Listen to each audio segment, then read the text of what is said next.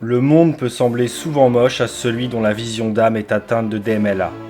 Cette acuité visuelle n'est pas pour toujours perdue. Il suffit d'oublier pour quelque temps la cadence du monde moderne qui nous entraîne sans cesse dans ce cirque grotesque. Retrouver un regard d'enfant un peu candide, qui de ses yeux apprend en toute humilité du monde qui l'entoure, pas à pas. Voir la vie comme un gamin assis dans l'herbe qui joue à travers les chaudes lueurs du soleil, à faire tourner un bouton d'or et observer la chorégraphie de ses reflets. La nuit se termine, le soleil n'est pas encore levé. T'ouvres la porte pour prendre une première bouffée d'air dans le brouillard indistinct d'une journée qui s'annonce chaude. Et, mal réveillé, t'observes le balai syncopé de chauves-souris sur le point d'aller visiter Morphée. Ce petit détail n'a l'air de rien, mais c'est au contraire tout. Un cadeau pour l'œil capable de le voir. Tout au long de la journée, une farandole de présents viendront nous le rappeler. Un écureuil courant dans l'herbe, qui te voyant approcher saute dans un cerisier et qui, magnanime, après t'avoir fui, te laisse quelques secondes pour le contempler. C'est la minuscule araignée qui saute sur ta main. Pas plus grosse qu'une soudure d'étain, elle te fait cesser ton semis de pois pour observer ses minuscules mandibules irisées d'or. C'est l'essaim d'abeilles, à qui tu fais un pont avec un bout de bois et que tu pousses dans une ruche avec l'enfumoir. Et, une fois le cheminement enclenché, tu observes ravi la chorégraphie de la cohorte d'ouvrières qui se succèdent pour rentrer. C'est la chouette Hulotte qui vient chanter à 10 mètres de toi perché sur un poteau électrique et qui vient couvrir tes discussions philosophiques alors que t'es avec un vieil ami sur ton canapé. Du coup, je vais prendre 30 secondes pour vous causer de mon canapé. Ça doit remonter à 2 piges. Il y avait besoin de faire de la place dans la baraque que j'occupe en vue de faire des travaux. Un petit hangar à une quinzaine de mètres ouvert sur la maison et bardé de tôle ferait l'affaire pour l'entreposer quelques semaines. Quelques palettes mises bout à bout afin de le protéger de l'humidité du sol. Les quelques centimètres de hauteur des palettes n'en ont pas fait prendre qu'au canapé. Au début baptisé hangar à apéro, cela s'est avéré être un perchoir pour la contemplation. Pour y observer la multitude des intelligences de la faune dont on peut ignorer l'existence toute sa vie en ayant pourtant vécu auprès d'elle. Bien sûr, il y a les oiseaux. Les moineaux, les merles, les chardonnerets, les pinsons, les tourterelles, et bien d'autres qui viennent se poser sur le bouleau tout juste à côté, afin d'observer si un de mes psychopathes de chats ne rôde pas dans les parages. Une fois le danger écarté, ils fondent sur l'eau des poules ou sur leurs grains. Puis il y a les insectes. De petites guêpes polistes qui viennent faire leur nid peu populeux entre deux tôles.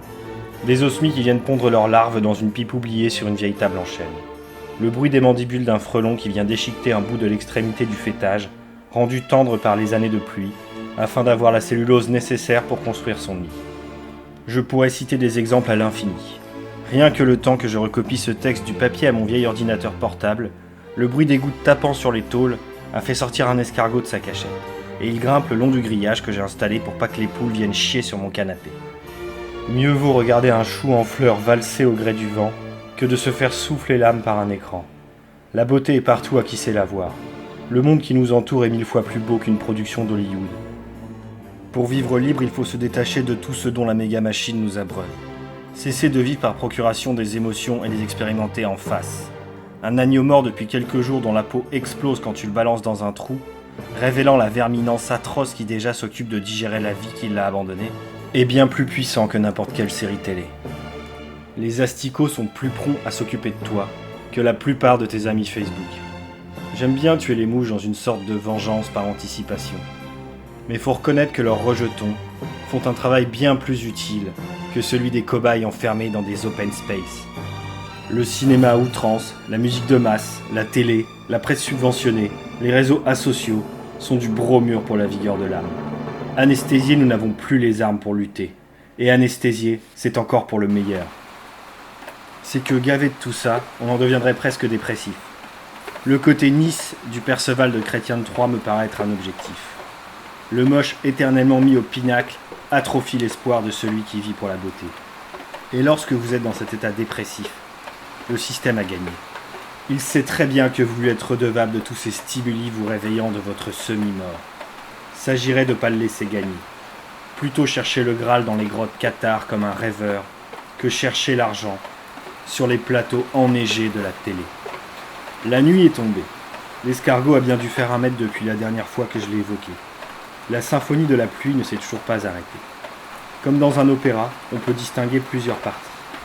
Il y a la trame lointaine, le croassement des grenouilles chantant sous les cornes. Puis, le bac acier du toit qui boit l'eau, qui tape sans s'arrêter.